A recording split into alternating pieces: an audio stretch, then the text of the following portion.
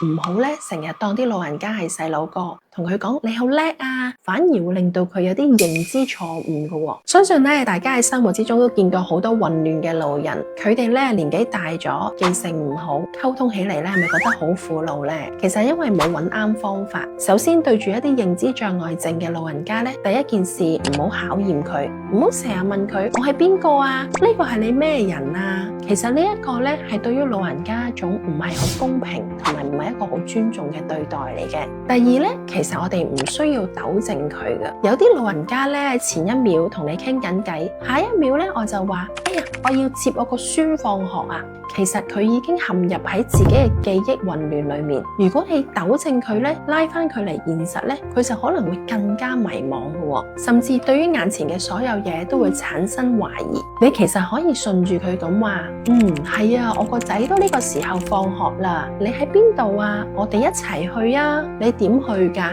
第三咧就唔好咧成日當啲老人家係細佬哥，同佢講你好叻啊！哇，咁犀利嘅！呢啲說話其實佢聽得出你係讚佢同埋氹緊佢。咁但係咧，始終老人家都係一個長輩，如果長期咁樣當佢係細路咁樣對待，反而會令到佢有啲認知錯誤嘅。其實同老人家溝通冇大家想象中咁難，關鍵係揾啱方法同埋有耐性。